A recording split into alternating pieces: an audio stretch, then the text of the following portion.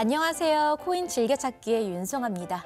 이번 주 코인 즐겨찾기에서는요. 이영식의 핫코인, 칸트 차트 분석, 그리고 다음 주 예정인 이더리움 하드포크에 관한 토크를 준비했습니다. 그 전에 김두현 앵커가 싸이월드 클링을 만나고 왔는데요. 우선 화면으로 만나보시죠.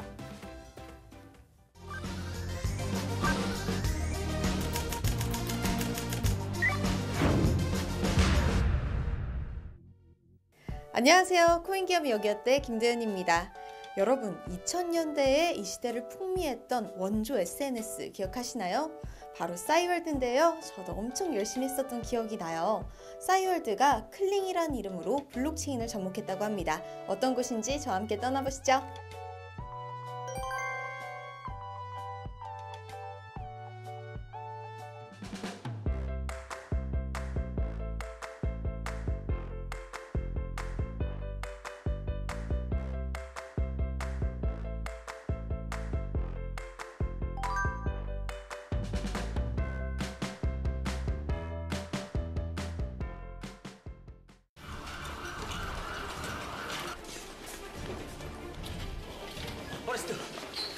어리스트! 기세동기!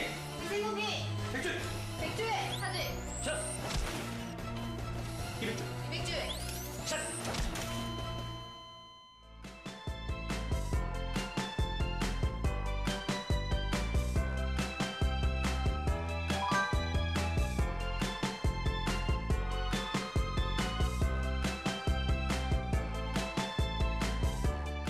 지금 블록체인이라는 기술을 싸이월드라는 서비스에 엮게 될 경우에는 뭐 트랜잭션 이슈나 이런 것 때문에 속도 같은 부분에 대한 디메리트가 있는 것도 확실하긴 한데, 최근에 이제 그 소셜 미디어 서비스의 사용 행태를 보면은 단순히 유저 간에 서로 소통하는 거를 넘어서서 어떤 마케팅 플랫폼으로서 활용이 되는 경우들이 많이 있거든요. 그렇죠. 대부분 소셜 미디어 안에서 생성되는 유저들의 뭐 좋아요 수 아니면 팬 수, 팔로워 수 같은 거를 이제 소셜 그래프라고 많이 표현하는데, 그런 거를 이제 기업 하나가 독점을 하고 어떻게 오남용을 하고 있는 경우들이 다소 오도되고 발견이 된 경우가 있잖아요. 근데 그게 이제 어떻게 보면은 중앙화되어 있는 체제의 단점이라고 생각을 하거든요. 근데 블록체인 같은 경우에는 그 중앙화되어 있는 거를 근본적으로 탈중앙화시킬 수 있는 기술이고, 그래서 결국엔 탈중앙화 된다 하는 거는 결국엔 이 소셜 그래프가, 즉 개인 정보가 되게 신뢰를 바탕으로 이제 유통이 되고 축적이 될 수 있다는 걸 의미하기 때문에, 일단 그거를 가장 큰 이유로 저희가 이제 싸이월드 블록체인이라는 기술을 붙이게 되고요.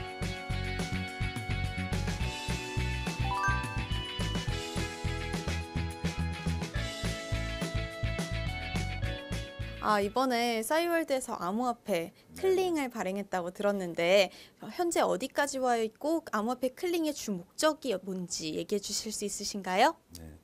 싸이월드가 과거 한때 3,200만 명이 사용하던, 어떻게 보면 SNS의 원조인데, 네. 모바일 환경 시대에 대응을 잘 못하면서 사실 쇠퇴의 길을 걸었습니다. 네. SNS가 이제 사용자의 활동량에 따라서 보상을 지급해주고 그 사용자가 중심이 되는 이런 새로운 환경이 도래가 됐거든요. 네. 그 웹 1.0이라고 하는 것은 옛날 20년 전에는 이제 처음에 인터넷이 도입이 되고, 그래서 센트럴라이즈 됐다고 해서 소위 이제 중앙집권형으로 컨텐츠를 모으면 돈이 되는 시대, 네. 또는 서비스가 되는 시대를 우리가 포털 중심의 서비스라 얘기하고, 웹 2.0은 이제 트위터나 페이스북 같이 참여, 개방, 공유를 중심으로 서비스가 확장이 됐다면은, 이제 30년이 되는 이 시점에서는 웹 3.0이 도입이 됐는데, 여기에 대한 두 가지 키워드가 있습니다. 하나는 큐레이션 시대라고 얘기하고요. 네. 인공지능에 의한 맞춤형 서비스를 큐레이션이라고 얘기하고, 또 하나는 블록체인에 의해서 비롯된 이 보상형 구조로서 이제는 사용자가 중심이 되는 환경이 아니면은 이 새로운 패러다임을 이제 만들어갈 수가 없는 거죠. 그래서 싸이월드 3.0은 비록 1.0 시대에서는 뭐 국내 넘버원으로 우리가 부상을 했지만, 2.0에 와서는 사실 참여, 개방, 공유를 못하면서, 특히 모바일 환경 대응 못하면서 좀 어려워졌는데, 이제 30년이 되는 이 다시 10년 기간 동안에는 이 보상형 SNS로 사용자 중심의 환경을 만들어가면은 저는 다시 부활할 거라고 믿고 있고, 현재 이 프로젝트를 지금 1년 이상 이미 개발을 해왔고요. 그다음에 모든 종류의 데이터 다 150억 장 되는 사진, 3페타가 되는 동영상, 방명록, 미니홈피 이런 모든 데이터들을 다 새로운 환경으로 다 마이그레이션하고 사용자도 다 마이그레이션하고 이렇게 해서 7월 1일 날 싸이월드 3.0을 발표하려고 지금 준비 중에 있습니다. 사용자들의 사생활이 많이 담긴 SNS인 만큼 더 보안과 신뢰가 더 중요한 네, 거죠. 당연합니다. 그러니까 네. 제가 아까 말씀드린 대로 생각해 보면 너무나 많은 케이스들을 사실은 상정할 수 있거든요. 저는 지금도 계속 가면 나는 회사에서 대표이사라서 애들 직원 들었는데 이사팀에서 자꾸 뭐 서류 떼와라, 뭐 떼와라, 뭐 주민등록 떼와라. 그런 거 앞으로 다 그냥 회사에 제출할 때 어디 신뢰 있는 기관이 개인이 띄는 게 아니라 개인이 가지고 있다가 개인이 제출하면 되는 것인데 네. 왜 우리는 그걸 못 하고 있냐 이거죠. 그렇죠. 네, 그러니까 모든 개인의 정보가 앞으로는 그렇다고 해서 정부가 이 모든 데이터를 다 분산시키고 안 갖는다는 개념은 아니잖아요. 네. 일정의 정부에서 있는 데이터가 내가 갖고 있는 퍼스널 데이터가 되면은 이것을 어떻게 활용할 수 있는 것은 블록체인의 기반에 의한 신뢰와 아까 시큐리티를 가지고 내가 결정할 수 있는 사항이라는 거거든요. 그러니까 탈중앙화라는 것이 서버가 다 필요 없고 중앙 정보가 다 필요 없다는 소위 무정부 상태를 얘기한 건 아니고요. 그렇죠. 내 데이터를 극대화시킬 수 있는 구조로 네. 개인에게 더 많은 자유를 주고 더 많은 선택권을 주자고 하는 것이 사실 블록체인의 기본적인 정신이라고 네. 저는 생각하고 있습니다. 아, 네. 네. 이 싸이월드는 우리 가족들, 제 친한 친구들 이런 사람들이 뭐 우리 아이가 흘리는 코흘리의 모습이라든가 우리 집에 있는 강아지의 귀여운 모습이라든가 이런 것들이 소소하게 전파될 수 있는 그런 형태의 SNS로 남고자 하는 것이고요. 네. 그것들이 모여서 큰 거대한 SNS가 될 수 있도록 그렇게 구성을 하고 있습니다. 싸이야 다시 한번 날자!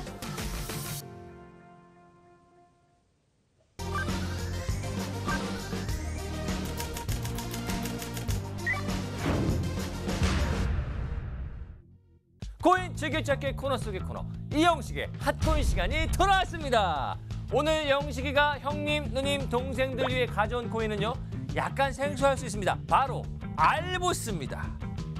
형님, 누님, 동생들 위한 핫코인 지금 시작합니다.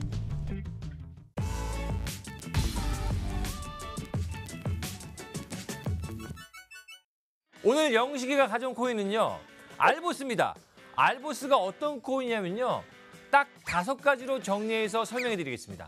다이나믹 프라이빗 블록체인, 중개 코인, 세이프 박스, 유니버셜 카드, AI페이 이 5가지 기능을 메인으로 가진 토큰입니다. 알보스의 결제 시스템은 다이나믹 프라이빗 블록체인으로 결제 시간을 단 1초 만에 완료합니다. 또 결제 수수료와 조기 입금 등의 결제 문제를 해결하는 암호화폐 중개 코인이기도 한데요. 낮은 거래 수수료로 암호화 지불 서비스를 제공하고 암호화폐에 의한 지불 보급의 키를 제공합니다. 다음은 세이프박스입니다. 세이프박스. 이름만 딱 들어도 뭔가 안전한 느낌이 들지 않습니까? 알보스 세이프박스를 통해 알보스를 안전하게 지키는 것 외에도 비트코인과 이더리움 등 다른 암호화폐도 이 서비스를 이용할 수가 있습니다. 아주 만약에 누군가 암호화폐를 훔쳐간다 하더라도 세이프박스에 있는 한 보험회사가 이를 100% 보증을 하는 것이죠. 그리고 유니버셜 카드로 암호화폐나 신용카드를 관리하는 것도 가능합니다. 평소 그 여러 장의 신용카드, 포인트카드, 암호화폐 등 너무 많아서 관리가 참 되지 않으셔서 힘드셨죠. 그런 분들을 위해서 알보스 유니버셜 카드 이 단 한 장에 모든 것을 담았습니다. 결제를 할 때 카드 안에서 사전에 등록된 여러 장의 신용카드와 암호화폐 중 선택해서 결제할 수가 있어요. 마지막으로 AI페이입니다. 방금 말씀드린 유니버셜 카드를 블루투스로 스마트폰과 접속하면 GPS와 링크해서 현재 위치에서 사용 가능한 카드 중에서 가장 혜택이 좋은 카드를 추천해 주는 거죠. 와, 진짜 영식이 아니야, 얘? 너무 똑똑한 거 아닙니까? 또 결제할 때 가장 낮은 가격의 암호화폐와 거래소도 추천해 줍니다. 이 모든 기능들 정말 궁금하시죠? 빨리 써보고 싶지 않습니까? 조금만 기다리면 알보스가 이 많은 혜택을 갖고 여러분들을 찾아갑니다. AI페이와 세이프박스는 오는 3월에, 다이나믹 프라이빗 블록체인과 중개코인은 오는 9월에 서비스를 내놓을 계획이라고 합니다. 이 정도는 기다려줄 수 있잖아요. 그렇죠? 알보스는 오프체인 시스템이라는 탈중앙화 하이브리드 시스템을 도입해 전송 속도, 수수료 및 가치 변화의 문제점을 해결하고자 한 토큰으로 암호화폐로서의 새로운 지불 분야 시스템 구성을 목표로 하고 있다고 합니다. 지금까지 알보스에 대해 알아봤습니다. 서비스들을 하나하나 살펴보니 정말 기대되는 코인이 아닐 수가 없군요. 여러분 불금 잘 보내시고 다음 주에 뵙겠습니다. 다음 주에 만나요. 안녕.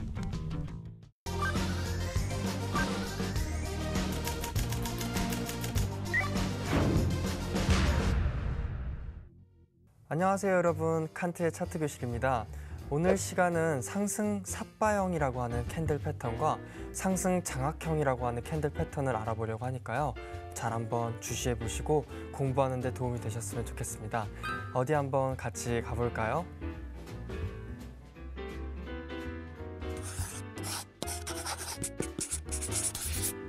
여기 지금 보이시는 패턴이 제가 앞서 말씀드린 상승 삿바형 캔들 패턴입니다. 이후에는 상승 장악형 캔들 패턴이라고 하는 것들이 보여지고, 제가 이렇게 검은 색깔로 찍찍찍 그어놓은 게 있죠? 이거는 하락 추세를 의미하는 것으로 제가 준비를 해왔습니다. 이렇게 주가가 하락하고 있을 때 해당 캔들이 출현하였을 때 해당 해석이 나타날 수 있음을 보시면 되겠는데요. 첫 번째로 상승 삿바형부터 먼저 짚어보도록 하겠습니다. 오프닝 화이트 마르보즈라고 하는 캔들이라고도 표현을 하는데, 이는 굉장히 어려운 용어일 수도 있지만 잘 한번 생각을 해보면 오프닝은 시장이 시작되었을 때를 뜻하고, 화이트는 매수를 뜻합니다. 상승을 뜻하고요. 마르보즈는 일본어인데 빡빡이라고 표현을 해서 사실 화이트 마르보즈는 장대 양봉을 뜻하고 있습니다. 물론 블랙 마르보즈는 또 그 매도를 뜻하는 하락으로 알고 계시면 되겠고요. 오프닝 화이트 마르보즈라는 캔들이고 하락 추세에서의 장대 양봉 캔들의 출현으로 상승 반전을 기대할 수 있습니다. 해당이 주가에서 하락 추세가 이루어지고 있을 때 해당 캔들이 출현하게 되면 상승 전환할 가능성이 있다, 이렇게 보시면 되겠고요. 하지만 다음 날 종가가 양봉 아래에서 형성이 되었다면 추가 매도세의 증가로 지속적인 하락이 추가될 수 있습니다. 이게 무슨 얘기냐면 상승 삿바형 캔들이 출현하였음에도 불구하고 다음 캔들이 이 양봉 밑으로 매도세가 출현하면서 다시 한번 내려가게 되면 해당 상승 삿바형 캔들은 무효될 수 있다, 이렇게 볼 수 있습니다. 그 밑에 상승 장악형 캔들이라고 제가 표현한 것도 역시 하락 추세에서 지속적인 전날 종가를 압도한 큰 양봉이 출현한 것으로 보여지고 있습니다. 이후에 하락 추세가 계속해서 진행되고 있고 음봉이 출현하였지만 양봉이 해당 음봉을 압도하면서 상승 전환의 가능성을 굉장히 높게 보여주는 그러한 패턴인데요. 하락 추세에서 상승 전환이 될 상승 전환 신호로 볼 수 있으며, 양봉의 길이가 길수록 신뢰도가 높습니다. 하락 추세가 진행이 되었고 음봉이 진행이 되었지만 해당 양봉 캔들이 크게 출현하면서 양봉이 높으면 높을수록 상승 전환의 가능성이 높다, 이렇게 볼 수 있습니다. 예제를 보시면서 한번 짚어보도록 하겠습니다. 첫 번째로 제가 준비해온 예제인데요. 주가가 약간의 약상승을 이루고 다시 한번 조정을 받고 크게 오르는 모습이 보여지는데, 해당 구간에서 어느 정도 저항을 맞으면서 매도가 되었고 이후에 조정을 받는 과정에서 음봉이 꽤 많이 출현한 것을 볼 수가 있죠. 하지만 이 음봉 대비 이렇게 양봉이 상승 삿바형 캔들이 출현하면서 해당 부분을 저점으로, 그리고 이후에 있었던 부분 역시도 지켜주는 움직임으로써 지지를 해준 모습을 볼 수가 있습니다. 이후에는 상승 전환이 다시 한번 되면서 저항선을 뚫고 상승 전환을 추가적으로 해 나가고 있는 모습을 볼 수가 있습니다. 이렇게 해당 캔들 패턴 하나, 캔들 하나로도 매매 전략을 세울 수가 있기 때문에 유용하게 사용할 수가 있고요. 제가 두 번째로 준비해온 자료 역시도 주가가 추가적인 하락이 진행이 되고 있고 양봉과 음봉 사이에 껴져 있는 해당 모습들, 그리고 크게 하락하였지만 엄청난 매수세가 출현하면서 주가를 방어하려는 움직임이 보여지고 있죠. 이후에는 역시 상승해 나가고 해당 부분들을 지켜주려고 하는 모습 역시도 보여주고 있기 때문에 이러한 패턴들을 참고를 해보시면 도움이 될 것 같습니다. 하지만 제가 늘 말씀드리는 것처럼 이러한 패턴들도 무조건적인 움직임이 아닌 것을 인지하시면서 하락이 진행이 되었고 음봉이 크게 출현을 하였지만 양봉이 출현을 한 모습이 보여지죠. 하지만 매도세가 다시 한번 출현하면서 해당 매수를 이겨내지 못한 모습으로 상승 전환을 못한 모습이 보여집니다. 그리고 나서 주가가 다시 한번 보합세, 평행을 유지하는 모습에서 추가 하락이 진행이 되었고 이 부분에서 다시 한번 상승 전환을 하려고 하는 노력이 보여지죠. 지금 모습을 보시면 음봉이 2개 출현을 하였고 이후에 양봉이 출현하면서 해당 움직임을 방어하려고 하는 모습이 보여지고 있지만 추가 매수세가 출현하지 않으면서 결국엔 다시 한번 하락하는 모습들이 보여집니다. 이런 식으로 해당 패턴이 무조건 상승 전환이 될 수 있는 것은 아니기 때문에 매매 전략을 세우시는 데 굉장히 많이 신중하셔서 참고를 해보시면 될 것 같습니다. 오늘은 상승 삿바형이라고 하는 캔들 패턴과 상승 장악형이라고 하는 캔들 패턴을 알아보았는데요.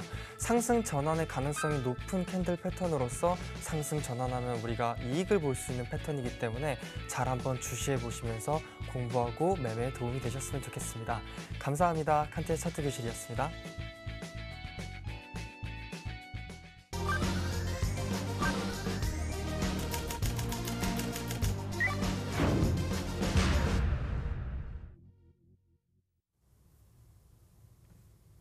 네, 코인 진담 시간입니다. 오늘은 이더리움 하드포크에 대해서 이야기 한번 나눠보려고 하는데요. 오늘 함께 이야기 나눠볼 게스트분들을 소개시켜드릴게요. 이더리움 R&D 기업이죠. 온더의 정순영 대표님 나와주셨습니다. 안녕하세요. 예, 안녕하세요. 이더리움 R&D 스타트업 온더의 대표이고 서울 이더리움 미덕 공동조직자를 맡고 있는 정순영이라고 합니다. 개발자이기도 하고 채굴자이기도 합니다. 예, 반갑습니다. 네, 반갑습니다. 다음 게스트는요. 암호화폐에 대한 모든 것을 이야기하는 곳이죠. 퍼스트랩의 전용현 이사님 나와주셨습니다. 안녕하세요. 네, 안녕하세요. 퍼스트랩 이사 전용현입니다. 오늘 이렇게 좋은 자리에 초대해 주셔가지고 다시 한번 감사드립니다. 네, 반갑습니다. 자, 이제 본격적으로 저희가 이더리움 하드포크에 관해서 이야기를 한번 나눠보도록 하겠습니다. 다음 주에 이더리움 콘스탄티노플이 예정되어 있는데요. 이게 도대체 어떤 건지 소개 부탁드릴게요. 네, 이번 콘스탄티노플 하드포크는 이더리움이 POW에서 POS로 넘어가는 준비 단계 과정이며 이더리움의 새 버전 2.0으로 넘어가는 중요한 기술적 토대가 되는 하드포크입니다. 네, 대표님 혹시 보충하실 부분이 있으신가요? 예, 이더리움 로드맵을 가지고 좀 이더리움을 좀 하드포크를 얘기해야 될 것 같은데요. 네. 일단 이더리움은 총 4단계로 로드맵상이 계획이 돼 있습니다. 그쵸. 첫 번째는 이제 프론티어라고 불리는 단계고 이제 뭐 프론티어는 게 뭔가 새롭게 열리는 거잖아요. 그래서 POW와 스마트 컨트랙을 주요 특징으로 하는 첫 번째 단계가 프론티어고 두 번째는 이제 홈스티드라는 건 초가집입니다. 그래서 그 위에서 이제 집이 만들어지는 단계 이런 식으로 얘기를 하면 되고요. 그다음에 세 번째는 메트로폴리스. 이 메트로폴리스가 도시잖아요. 네. 그래서 조금 더 융성하는 단계. 그래서 마지막은 세레니티. 그래서 세레니티 안정화됐다, 안정됐다 이런 뜻인데 이제 안정화로 넘어가는 이렇게 크게 4단계의 로드맵을 가지고 있습니다. 근데 그 각각의 단계에서 현재 단계로는 메트로폴리스의 첫 번째 단계까지 하드포크가 완료된 상태고요. 네. 하드포크는 현재 6번의 하드포크가 이루어졌습니다. 제일 첫 번째 런칭을 제외하고 6번이고 런칭까지 합치면 7번이라고 볼 수 있는데요. 15년도에 2번 프론티어와 프론티어 소잉 하드포크가 있었고 16년도에 4번 있었습니다. 그래서 네. 15년도에 프론티어 단계의 하드포크 2번, 16년도에 홈스티드 단계에서 4번이 있었고 2017년도 말이죠. 그때 메트로폴리스의 첫 번째 단계인 비잔티움 가 네. 있었습니다. 그리고 지금 두 번째 단계인 콘스탄티노플이 1월 16일, 2019년도 1월 16일에 이제 계획돼 있는 상황이고요. 네, 대표님께서 지금 이더리움 하드포크에 관한 어떻게 보면 역사를 간단하게 이렇게 짚어주셨는데 저희가 오늘 찬찬히 자세하게 한번 들어가 보도록 하겠습니다. 뭐부터 이야기해야 될까요? 일단은 뭐 하드포크가 이제 일어나게 되는데요. 여기에 네. 대해서 어떤 부분을 좀 더 중점적으로 봐야 될지, 어떤 게 업데이트가 되는지 좀 얘기를 나눠보면 될 것 같습니다. 네, 로드맵 단계가 넘어갈 때요. 이더리움은 하드포크를 계속 반복해 온 것 같아요. 일종의 업데이트 개념이라고 보면 되는 건가요? 네, 그렇습니다. 시청자분들께서도 아시다시피 하드포크라고 하면 하나의 블록체인이 2개의 블록체인으로 쪼개지는 것을 되게 많이 생각들 하시는데요. 이번 콘스탄티노플 하드포크는 그런 개념이 아니라 일종의 시스템적 업그레이드라고 보시면 됩니다. 보통 이렇게 하드포크 일어난다 그러면 뭐 하나 더 받을 생각에 이렇게 기대감이 이렇게 부쩍 늘어났었는데 이번에는 매우 다른가 봐요. 그렇죠? 일단 포크라는 게 이제 앞에 이렇게 나눠져 있잖아요. 네. 그래서 포크는 쪼개지는 게 맞긴 맞아요. 네. 그런데 이제 다만 이제 계획된 하드 포크 같은 경우는 기존의 올드한 체인 같은 경우는 기능이 없으니까 죽어버립니다. 그래서 사라져 버려요. 그래서 마치 업그레이드가 되는 것처럼 어떻게 그렇게 보이거든요. 그래서 두 버전 모두가 살아남았던 경우도 있긴 있었죠. 이더와 이더 클래식, 다오 포크 때 이더와 이더 클래식이 살아남았고, 그다음에 재작년에 비트코인과 비트코인 캐시 하드 포크가 살아남았는데 이건 좀 예외적인 경우다라고 보시면 좋을 것 같습니다. 이렇게 분리되느냐 안 분리되느냐의 여부는 좀 기술적인 부분도 있지만은 좀 정치적인 혹은 좀 뭐랄까요, 경제적인 조건도 좀 맞아 떨어져야 되거든요. 그래서 이런 부분들이 좀 맞아 떨어져야 분리가 돼서 둘 다 살아남고, 지금 같이 이더리움 같이 계획된 포크의 경우는 올드 체인은, 그러니까 옛날 체인은 죽고 이제 새롭게 업그레이드된 체인만 살아남는 업그레이드 형태가 된다. 예, 이렇게 보시면 될 것 같습니다. 네. 그러면 이번 콘스탄티노플을 통해서 도대체 무엇이 어떻게 정확히 업그레이드가 되는 건가요?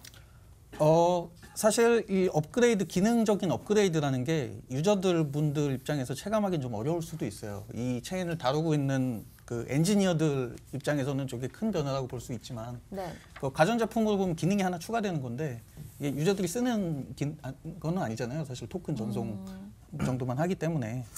근데 일단 주요 내용들을 그래도 좀 살펴보면은 구체적으로는 한 5가지 정도의 기능 개선 및 변화가 있었고요. 변화가 예정돼 있고요. 첫 번째는 EIP 145, 그다음에 1014, 1052, 1083, 1034번 등입니다. EIP는 이더리움 개선 제안이라고 불리는 어떤 그런 기능적인 개선안들을 부르는 이더리움 임프루브먼트 프로포설이라고 불려요. 그래서 좀 각각을 좀 설명을 좀 드리면, 네. EIP 145 같은 경우는 이제 컴퓨터에서 비트 연산이라고 불리는 이제 이 비트를 왔다 갔다 좌우로 왔다 갔다 하는 연산이 있습니다. 그래서 그 좌측 우측으로 이동하는 단순한 명령을 추가하는 기능이고요. 그다음에 EIP 152 같은 경우는 이제 좀 개념이 좀 어려운데 프로그램을 검증할 때가 있어요. 그래서 프로그램을 검증하는, 이더리움으로 치면 스마트 컨트랙트가 스마트 컨트랙트를 검증하는, 그러니까 컨트랙트가 컨트랙트 코드를 검증하는 어떤 그런 기능이 있는데, 이거를 이제 조금 더 개선시키는 거죠. 그래서 프로그램을 검증할 때 조금 더 쉽게 가능하도록 하는 부분이 있고요.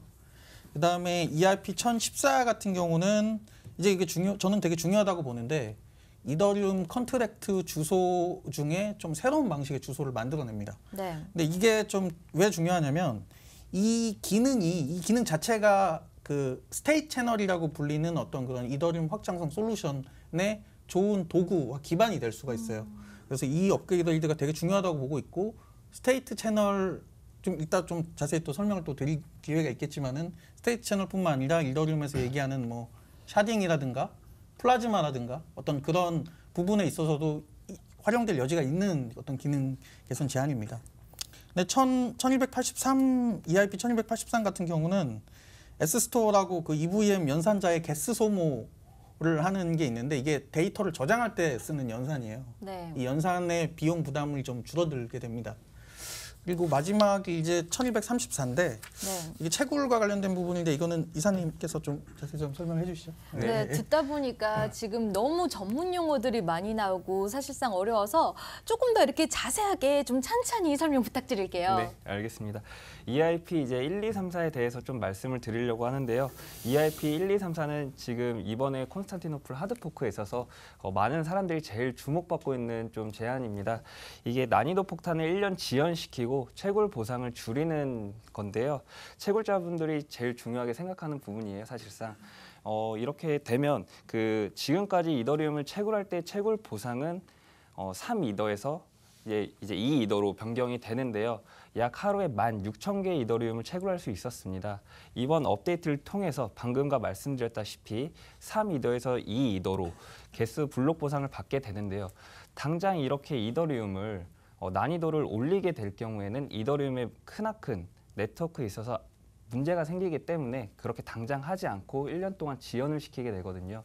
당장 그래서 채굴 난이도를 높이진 않고 보상만 줄임으로써 점차 POW를 채굴하는 사람들에서 POS로 전환하려고 하는 게 이더리움의 지금 하드포크 이 제안의 핵심이라고 생각을 하시면 될 것 같습니다. 사실상 그러면 이더리움 개수가 보상이 줄어들에 따라 시장에서는 공급이 줄어들기 때문에 수요 공급 법칙에 따라 조금은 지금의 이더리움 가격보다 조금은 좀 높은 가격이 형성되지 않을까 조심스럽게 좀 생각을 합니다. 또한 아까 방금 말씀드렸듯이 POW에서 POS로 전환하려고 있기 때문에 이더리움의 그 채굴 장비가 점점 쓸모 없어질 거고 추후 이런 채굴할 때 그 채산성이 맞지 않기 때문에 채굴하시는 분들도 POW에서 POS로 아마 옮겨오지 않을까 싶습니다. 혹시 그 POW와 POS 혹시 모르시는 분들 네. 위해서 어떤 약자인지 한번 얘기해 주세요.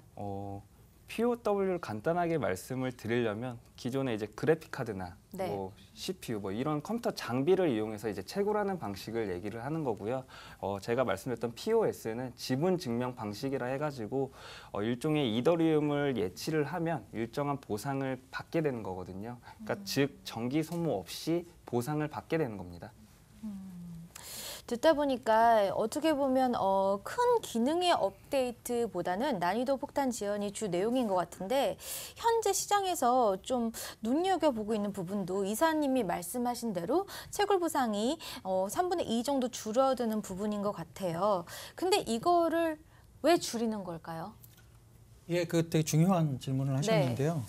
그 앞서 말씀 잘 해주셨는데 EIP 1, 2, 3, 4와 얘기했던 부분과 사실 동일한 맥락입니다. 특히 어떤 측면이냐면 이더리움은 최초에 계획할 때부터 POW, Proof of Work에서 Proof of Stake로 계획을 하고 있었어요. 그래서 어떻게 계획을 했냐면 안쪽에 난이도 폭탄, 시한폭탄을 하나 달아놓고 POW에서 POS로 넘어갈 수밖에 없도록 만들어놨습니다. 근데 이게 난이도 폭탄이 지금 POS가 일단 여러 가지 지금 이슈가 있는데 하나는 일단 POW 이 커뮤니티 자체가 굉장히 커졌고 그래서 그 부담이에요. 이걸 갑자기 다 한 번에 난이도 폭탄을 작동시켜서 이걸 다 없애버리는 게 상당히 부담이고 없앤다기보다는 뭐랄까요 좀 영향력이 많이 줄어드는 거죠. 당장은 부담이고 둘째로는 POS의 완성도를 조금 더 높일 필요도 있어요. 그러니까 다음 단계로 넘어가기 전에 얘가 완성이 안 되는데 넘어가면 안 되잖아요. 그래서 그런 부분들을 준비하기 위해서 시간을 번다.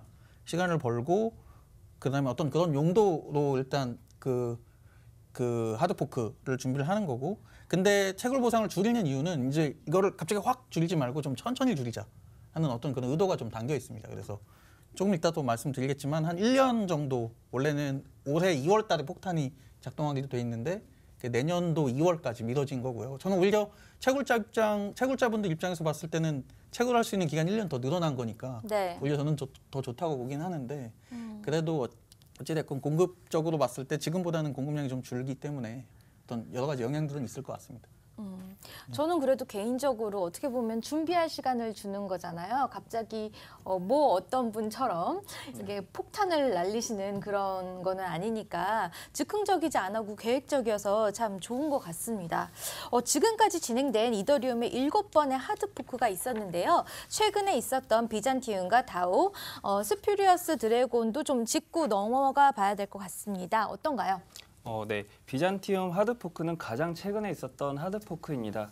여기에는 아까 그 대표님께서도 말씀하셨듯이 EIP 총 8개가 적용이 되는데요. 그중 제가 좀 중요하다고 생각하는 3가지 정도를 이제 시청자분들께 말씀을 드릴게요. 첫째로 프라이버시 보호를 위한 솔루션이 도입됐습니다. 즉 결과적으로 익명성을 좀 더 강화시킨 거고요. 둘째로 EVM 기능 향상을 위한 업데이트가 있었는데요.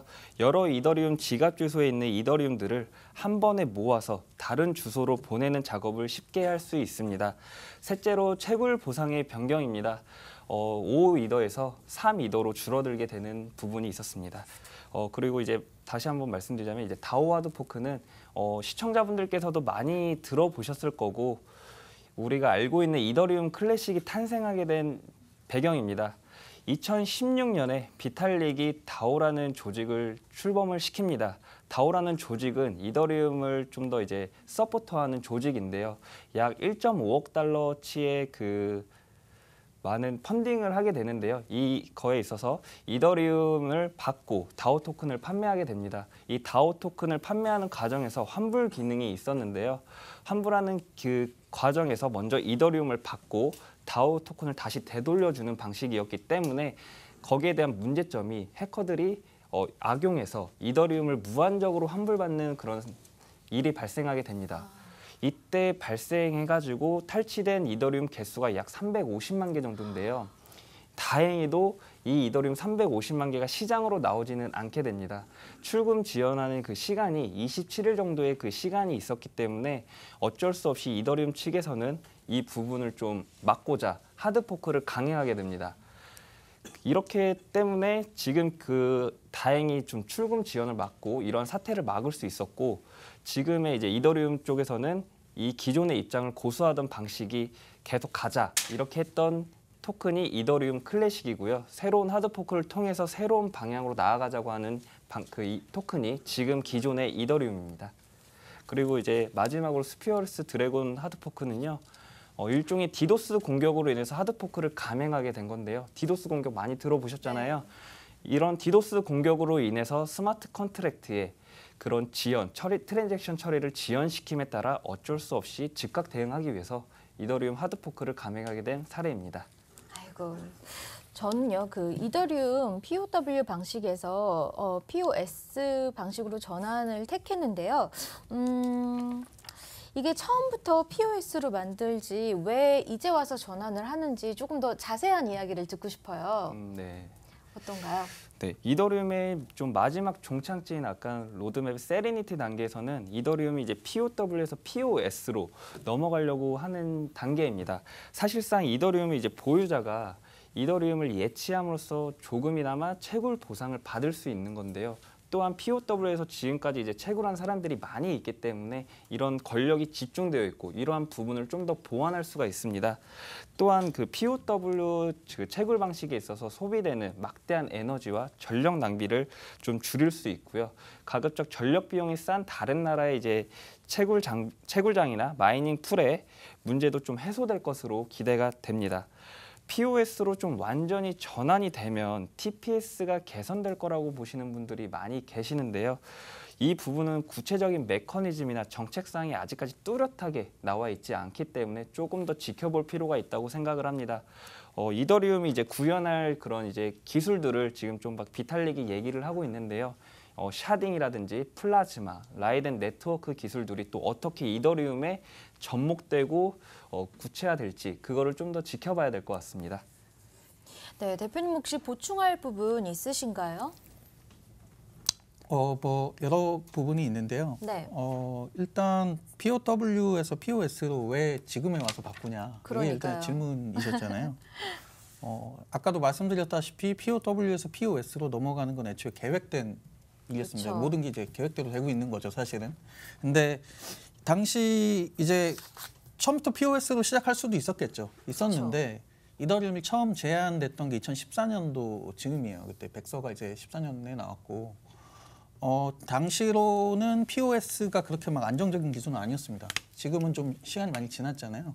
지금 한 4년, 5년 가까이 지났으니까 그동안 POS 관련된 어떤 그런 뭐 로직이라든가 뭐 기능이라든가 어떤 명세라든가 이런 부분이 조금 더 안정화가 됐었고, 당시 지금 POW가 이제 비트코인에서 POW가 시작이 됐는데 비트코인이 몇 년 동안 크게 문제없이 잘 작동했어요. 네. 그래서 일단 처음 제품을 만드는 사람 입장에서 여러 기술을 택할 수 있지만 당장 완성이 안 된 기술을 택하기보다는 조금 여태 좀 검증이 됐었던 POW로 시작을 하되 POW 자체에 문제가 좀 많이 있거든요. 네. 그래서 향후에 이런 부분을 개선해 나가면서 POS로 가겠다라는 어떤 그런 선택은 저는 굉장히 당시로서는 굉장히 합리적인 선택 같고요.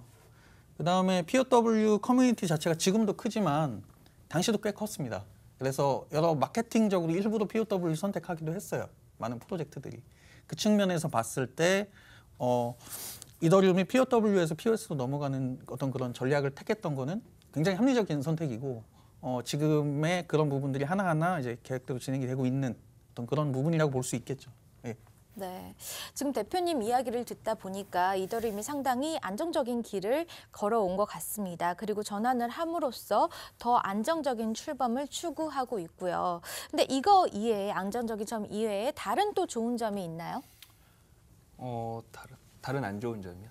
다른 좋은 점이요? 다른 좋은 점이요. 예. 이더리움의 이제 그 POS로 넘어가게 되면 좋은 점은 일단은 아까도 말씀드렸다시피 막대한 그 전기의 에너지라든지 그런 자원을 좀 소비할 수 있고요. 아까 좀 말씀드린 거에 조금 추가적으로 답변을 드리자면 TPS 개선 문제가 있었는데요.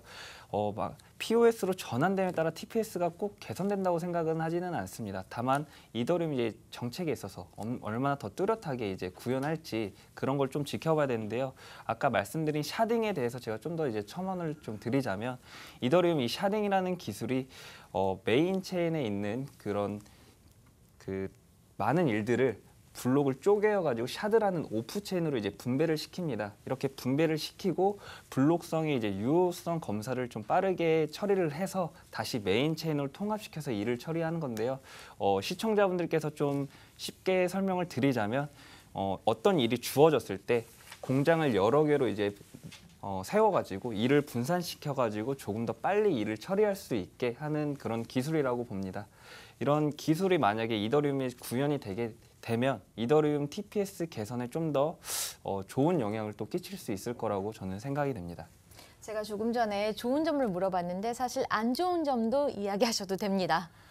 안 좋은 네. 점이라기보다는 개인적으로 안 좋은 점은 좀 생각해보지 않았고요. 네. 그 아까 말씀드린 좋은 로드맵 점이 많은 단계에서 건가요? POW는 좀 안 좋은 점이 지금 많이 있습니다. 사실상 권력이 집중되고 그런 채굴자들에 의해서 가격이 왔다 갔다 하기 때문에 일반 투자자들의 입장에서는 좀 크나큰 손실이 올 수도 있고 그런 채굴자들이 가격을 좀 지는 편이기 때문에 이렇게 POS로 넘어가게 되면 점차 보상을 많이 받게 되므로 일반 투자자들도 보상을 많이 받게 되거든요. 그렇기 때문에 좀 더 그런 영향을 끼쳤던 분배들이 좀 나눠질 수 있기 때문에 그런 편차를 줄일 수 있다고 생각을 합니다. 네, 이야기를 듣고 있다 보니까 지금 조금 더 탈중앙화 될 수 있는 그런 가능성도 보이는데 대표님은 어떻게 바라보시나요? 뭐 앞에 논의를 좀 이어서 네. 두 가지 정도 말씀드리면 될 것 같아요. 그러니까 POS랑 TPS가 무슨 관계냐라는 네. 게 이제 첫 번째 네. 내용이었던 것 같고요. 두 번째로는 이제 방금 전에 얘기 드렸던 POW가 왜 나쁘냐, 그 두 가지인 것 같은데 좀 순서대로 설명을 드리도록 하겠습니다. 네. POW의 안 좋은 점부터 말씀을 드리면 얼마 전에 이더리움 클래식 51% 공격이 이루어졌었어요. 그쵸. 며칠 전에 이루어졌었던 일이고 네. 그것 때문에 되게 투자자분들도 그렇고 많은 커뮤니티 많은 분들이 이제 혼란스러워하셨을 수도 있는데요. 거꾸 이 POW란 거는 규모가 상당히 크지 않으면 의외로 취약할 수도 있습니다. 그러니까 어떤 얘기냐면 51% 공격이라는 건 51%만 점유하면 공격이 가능하다는 얘기거든요. 네. 근데 이더리움 클래식 시총이 상당히 많이 떨어졌고 아, 떨어진 상태에서 좀 체력이 약해진 약간 감기 걸리기 좋은 상태가 된 거죠. 네. 그 상태가 됐을 때 이제 갑자기 그 어느 정도 좀 금전적인 자원을 확보한 사람이 의도적으로 그 채굴 파워를 확보해 가지고 짧은 시간 내에 공격을 해서 성공시키는 어떤 그런 사례들이 있었습니다. 근데 이게 그 코인 가격이 높고 전체적으로 시장이 크고 그다음에 해시도 단단하고 이러면은 51%를 점유하기가 쉽지는 않잖아요. 네. 그래서 그런 부분들이 공격이 어려워져요. 규모가 커지면. 근데 오히려 규모가 줄어들 때는 공격이 더 쉬워집니다. 그래서 이런 부분들이 사실 POW의 약점이라고 불리는 점이고요. 그래서 이더 클래식의 예를 봤을 때 어쨌든 POW는 어떤 그런 부분들에 있어서 좀 개선의 여지가 있다. 오히려 어떤 구조적인 좀 문제가 있다. 이런 부분을 일단 말씀드리고자 하는 부분이고요. 그다음에 POS와 TPS의 관계에 대해서 좀 말씀을 드리면 이더리움은 원래 로드맵상으로 최초의 POS랑 그다음에 샤딩 두 개를 따로 하려고 했어요. 네. POS를 먼저 하고 그다음에 시간이 지나가면서 샤딩으로 넘어가는 이제 이런 식으로 계획을 했었는데 하다 보니까 이 두 개를 그냥 같이 하는 게 조금 더 효율적이다. 이게 논의와 개발이 진행되면 계속 바뀌잖아요. 어떤 게 네. 조금 더 효율적인지 판단을 하는데 개발이 진행되는 과정에서 둘을 한꺼번에 해결하는 게 낫다는 결론에 도달을 합니다. 그래서 그렇게 나온 그 샤딩, 이더리움에서 그 POS 기술을 이제 캐스퍼라고 하거든요. 그리고 샤딩 그 두 개 말을 합쳐가지고 샤스퍼. 샤스퍼가 이제 사스페어 개념 증명이 나왔고, 그래서 이 둘은 이제 사실상 같이 진행된다고 보시면 될 것 같아요. 그러니까 POS가 되면 사실 샤딩도 되는 겁니다. 그래서 이게 뭐 POS가 꼭 성능 개선과 직접적으로 관련이 있는 거는 아니지만 네. 예, 관련이 있을 수는 있죠. 조금 더 낮긴 합니다. 근데 샤딩과 같이 실질적으로 같이 가기 때문에 POS가 완성되면 성능이 개선된다. 시점상 이렇게 보시면 될 것 같아요. 저는 근데 POS로 전환이 되면 TPS가 개선된다, 그러니까 초당 트랜잭션이 빨라진다라고 이야기를 들었는데 이게 맞는 건가요? 관계가 있는 건가요? 꼭 POS가 전환이 된다고 해서 TPS가 개선된다고 볼 수는 없고요. 대표님께서도 말씀드렸다시피 그런 이더리움이 지금 구현할 플라즈마, 샤딩, 라이덴 네트워크 이러한 기술들이 어떻게 적용되느냐에 따라서 TPS의 개선이 될 수 있다고 저는 개인적으로 생각을 합니다. 맞나요? 개선이 될까요? 예, 뭐 정확한 말씀이시고요. 예. 그리고 사실 이 트랜잭션이 개선되는 게 사실 정말 중요한 문제거든요. 그래서 그 트랜잭션, 그러니까 초당 처리량이죠, 사실은. 예, 초당 처리량이 개선되는 게 굉장히 중요한 문제고, 사람 느린 거 싫어하잖아요. 내가 쓰는 컴퓨터 느림 되게 싫어하잖아요. 네. 이더리움도 어떤 크게 보면 큰 시스템이기 때문에 이게 너무 느려지면 안 됩니다. 근데 지금 좀 많이 느린 편이에요. 물론 네. 블록체인의 어떤 특징적인 부분이기도 한데요. 근데 그런 부분들을 개선하기 위해 이제 대안적으로 나온 프로젝트들이 뭐 플라즈마라든가 뭐 샤딩이라든가 혹은 뭐 스테이트 채널로 불리는 뭐 라이덴 프로젝트들, 이런 프로젝트들이 나오고 있었던 거고, 각각의 목표는 동일합니다. 그러니까 성능을 개선하겠다, 트랜잭션 퍼 세컨드, 초당 처리 능력을 개선시키겠다는 측면에서 보면은 같아요. 목적은 네. 같아요. 근데 방법이 조금 다릅니다. 어떻게 다르냐면 그 샤딩 같은 경우는 아까 성능을 뭐 여러 개 공장을 지어서 분리한다고 말씀을 해주셨는데 맞아요. 맞는데 그 공장들이 다 같은 기능과 같은 모습들을 하고 있습니다. 이게 샤딩이에요. 모두가 동일한 그 스펙들을 가지고 있고 동일한 스펙 범위 내에서 이제 그 처리량이 분산되는 거죠. 분산되는 모습을 갖고 있고, 플라즈마 같은 경우는 이게 서로 동등한 관계가 아니라 약간 부모 자식 관계처럼 상하 관계가 있습니다. 네. 그래서 한쪽에서 조금 더 다양한 트랜잭션을 처리해서 그 자식 체인과 부모 체인이라는 용어를 쓰는데, 자식 체인의 어떤 연산 트랜잭션들을 요약해서 부모 체인에 기록하게 돼요. 그러면 부모 체인 입장에서 부담이 좀 줄 수 있겠죠. 네. 그러니까 내용을 전부 다 일일이 다 보고 하는 게 아니라 다 기록하는 게 아니라 내용들을 주기적으로 요약해가지고 부모 체인에 넘겨줍니다. 이런 형태의 기법이 이제 주로 플라즈마에서 쓰이는 방법들이고요. 플라즈마는 구현팀이 굉장히 많아요. 저도 그거를 지금 연구를 하고 있는데 네. 전 세계 한 20여 개 팀 정도가 플라즈마에 지금 매진하고 있고, 이거는 이더리움 재단이 하고 있는 것과 별도로, 왜냐하면 목적은 같지만 방법이 제가 다르다고 말씀을 드렸잖아요. 네. 그 측면에서 또 보시면 될 것 같고요. 그 다음에 스테이트 채널 같은 경우는 이제 메인 체인, 이게 약간 그 용어가 이제 좀 이렇게 좀 뭐랄까요, 좀 너무 전문적이고 이래서 조금 헷갈릴 수도 있는데, 스테이트 채널 같은 경우는 좀 이렇게 좀 여럿이서 쓰는 어떤 그런 시스템이라기보다는 단 두 사람을 연결합니다. 그 두 사람을 연결해서 두 사람이 일정 기간 동안 서로 이제 거래를 주고받아요. 그래서 주고받은 마지막 내역을 체인에 올립니다. 그럼 그걸 기준으로 해서 그 메인 체인, 그 이더리움 메인 체인에서 이 기록들을 정산을 하는 거죠. 네. 예를 들어 서로 예를 들어 5만 원, 5만 원씩 예치를 해놓고 두 사람이 막 거래를 해요. 그래서 마지막에 이 사람은 3만 원이 남고 이 사람은 7만 원이 남았다. 그러면은 그걸 마지막에 기록을 합니다. 그러면은 5만 원이 3만 원, 7만 원이 되는 동안 되게 많은 거래들이 일어났겠죠. 그렇죠. 근데 이 거래들은 메인 체인에 기록되지 않습니다. 기록되지 않기 때문에 메인 체인에 대한 어떤 체인의 어떤 기록 연산에 대한 부담이 줄어드는 부분이 있고요. 그래서 이런 식으로 각각의 세 가지 기술이 목적으로 봤을 때 성능 개선이라는 목적은 가지고 있지만 약간 방법이 조금씩 다르다. 이렇게 보시면 될 것 같아요. 예. 이더리움 같은 경우는 지난해 유난히도 힘들었습니다. 최근 콘스탄티노플 하드포크 이슈에 힘입어서 시총 2위까지 자리를 잡았는데요. 이더리움이 하드포크를 통해서 재도약할 수 있을까요? 네, 지난해 불장 이후에 좀 많은 사람들이 네. 힘들어하시고 계십니다. 뭐 저 또한 그렇고요. 맞아요. 네, 되게 하드포크 이후 가격이 좀 많이 이제 출렁이는데요. 앞전에 있었던 비트코인 캐시 하드포크 때도 좀 그러한 유사한 사례가 있습니다. 지금 이더리움이 POW에서 POS로 전환되는 과정이기 때문에 지금까지 이제 채굴하신 분들이 많이 있지 않습니까? 그런 채굴자들이 모아온 이더리움이 POS로 전환되었을 때 그대로 이제 물량을 시장 밖으로 내던지지 않고 그대로 POS로 스테이킹을 할 건지 아니면 그 채굴했던 그런 물량들을 시장 밖으로 내놓아서 이더리움의 가격을 좀 많이 떨굴지 그런 부분이 좀 더 악재가 있기 때문에 좀 더 주의 깊게 좀 봐야 될 것 같고요. 또한 작년과 재작년에 좀 많이 이제 ICO 프로젝트들이 많이 있었습니다. 이런 ICO 프로젝트들의 이제 각각의 프로젝트 재단에 묶여 있는 펀딩된 이더리움들이 또 언제 시장으로 나오냐 이게 또 관건입니다. 사실상 아직까지 그때 당시에 이더리움 가격보다 지금의 이더리움 가격이 많이 떨어져 있기 때문에 또 어느 정도 가격이 올라가면 또 그 시장 밖으로 나올 수 있기 때문에 사실상 이러한 악재들이 좀 존재하고 있습니다. 이러한 악재들이 해소가 되면 결과적으로 지금의 가격보다는 좀 더 높은 가격을 이제 형성하지 않을까 개인적으로 좀 생각을 합니다. 네, 이더리움이 많이 이렇게 다쳤는데요. 대표님 어떻게 재도약할 수 있을까요? 하드포크를 통해서? 예, 뭐 개인적으로 이제 가격을 예측하는 거는 저는 창문 보고 날씨 맞추는 거랑 되게 비슷하다고 보거든요. 그래서 사실은 예측보다는 반응하는 게 오히려 낫습니다. 데이 트레이딩을 만약 하신다면. 근데 사실 장기적인 수요 측면에서 봤을 때 궁극적으로 이더리움은 연료가 잘 쓰이기 위해서는 그 위에 동작하는 프로그램, 그다음에 유저들이 많아야 되는 부분이 있거든요.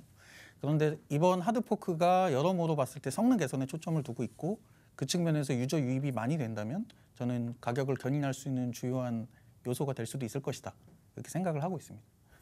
네, 저희가 어느덧 마칠 시간이 다가오고 있는데요. 마지막으로 시청자 여러분들께 오늘의 내용에 대해서 정리하면서 또 한 말씀 부탁드릴게요. 먼저 이사님부터. 네, 개인적인 생각으로 이더리움은 항상 그 가지 못한 미지의 영역을 좀 헤쳐나가고 있다고 생각을 합니다. 이러한 미지의 영역을 헤쳐나가다 보니까 좀 말도 많고 탈도 많은 게 사실인데요. 우리가 생각하는 코인 시장의 목적지에 제일 먼저 도달하는 게 또 이더리움이지 않을까 좀 생각이 듭니다. 사실상 미지의 영역을 개척하기 때문에 지금처럼 이런 하드포크, 네. 오늘 있었던 아까 다오 하드포크처럼 이러한 좀 일들이 일어나게 되는데요. 때문에 추후에 이러한 미지의 영역, 좀 마지막 단계인 세레니티까지 좀 안전하게 갔을 경우에 이더리움이 좀 최고의 좀 토큰이 되고 코인이 되지 않을까 개인적으로 생각을 합니다. 이더리움이 좀 그려내는 그런 미래를 좀 저는 개인적으로 좀 지지하고 응원하고 싶고요. 좀 오늘 많이 떨려가지고 준비해온 모든 걸 좀 시청자분들께 말씀드리지 못한 것 같아서 좀 아쉬움이 개인적으로 좀 남고요. 또 이렇게 좋은 또 자리를 또 초대해 주셔가지고 감사드립니다. 좀 추후에 또 이런 자리가 좀 초대가 다시 된다면 좋은 정보로 시청자분들께 안내해드릴 수 있게 좀 노력해서 좀 다시 찾아뵙고 싶습니다. 오늘 네. 너무 잘해주셨어요. 그래서 저도 감사합니다. 이사님 네. 꼭 다시 한번 뵙고 싶습니다. 네. 대표님도 오늘 토크에 관해서 조금 정리 말씀 부탁드릴게요. 예. 뭐 오늘 내용은 뭐 충분히 말씀을 드린 것 같고요. 그 제가 지난 한 올해로 5년 차 정도 되는 것 같아요. 이 블록체인 네. 관련돼서 연구 개발을 했었던 게 사실 이더리움 메인넷이 이더리움이 백서 쓰여지기 전부터 연구를 했었는데 이더리움 백서 나오고 메인넷 나오고 되게 좋아했었거든요. 연구도 공부도 덕분에 조금 더 재밌게 할 수 있었고 그리고 그 중간중간에 있었던 그 6번에 이르는 하드포크도 저는 직접 다 경험을 했습니다. 다우포크 눈으로 봤고요. 네. 그때 다우포크 일어나서 가격이 반토막 나는 것도 봤고 아이고. 하루 이틀 만에. 그다음에 뭐 스프리우스 하드포크 직전에 막 공격 당해가지고 쓰레기 어카운트들이 쫙 블록에 쌓여 있는 모습도 봤고. 그다음에 뭐 비잔티움 하드포크에서 서로 그 비탈릭이 막 그 와인 한잔 하면서 축하하는 장면도 봤고 뭐 여러 장면들을 많이 봤는데 과거 포크와는 다르게 이렇게 매체에서 여태 지난 2017년도 말에 있었던 하드포크까지 봤을 때 매체에서 이렇게 디테일하고 기술적이고 좀 테키하잖아요. 그다음 좀 네. 전문가들의 영역 같은 이런 내용들을 나눌 수 있다는 점에서 저는 세상이 좀 많이 달라졌구나. 그만큼 대중의 관심이 높아졌구나. 그다음 이더리움 위상도 커졌구나 하는 걸 반증하는 것이라 생각하고요. 아무쪼록 뭐 이렇게 좀 좋은 자리 마련해서 좋은 말씀 나눌 수 있게 돼서 굉장히 즐거웠습니다. 네, 저희가 오늘 코인 즐겨찾기에서 이더리움 하드포크에 관한 토크를 해봤는데요. 일부 사람들은요, 이더리움의 업그레이드가 이오스나 트론보다 좀 늦게 진행되는 것에 대해서 불만을 가질 수도 있습니다. 하지만 이것은 철저히 탈중화 방식으로 운영되는 이더리움의 생태계의 특성 때문인 것 같습니다. 느리게 가는 것, 이것이 탈중앙화 블록체인 생태계의 숙명이 아닐까 하는 생각을 저희가 조심스럽게 해보는데요. 저희는 다음 주 이 시간에 더욱더 재밌는 주제를 가지고 더 깊이 있는 토크를 준비해 보도록 하겠습니다. 그럼 우리 다 같이 인사하면서 마무리할까요? 조금 우리 심각하다가 마지막에 이렇게 깊게. 네. 코인 즐겨찾기 다음 주에 봬요.